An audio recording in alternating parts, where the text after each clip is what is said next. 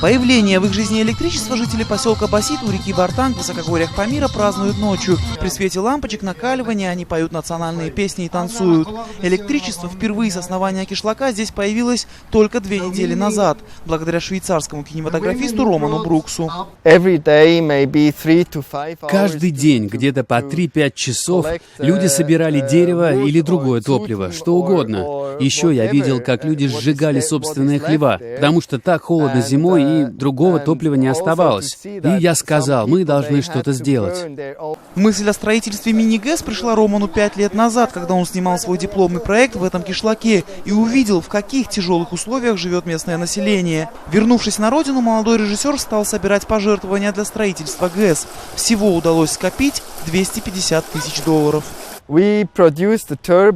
Турбины изготовили для нас в Швейцарии, генераторы купили в Болгарии, автоматические системы приобрели в Германии. И все это привезли в Рушан, а затем Бартанг, за 7000 километров. Строили мини-гидроэлектростанцию местные жители и сам Роман вручную. Никакая строительная техника в эти места добраться не может.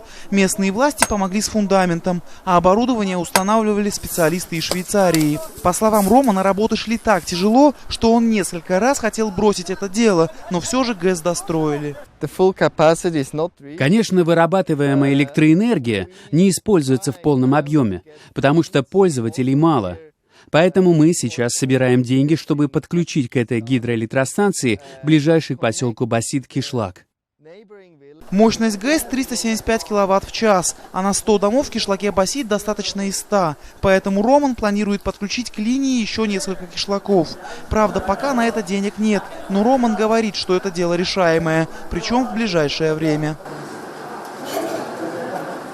За электроэнергию жители поселка будут платить примерно по 2 цента за киловатт. Эти деньги пойдут на зарплату персоналу ГЭС, а также будут накапливаться для обслуживания станции.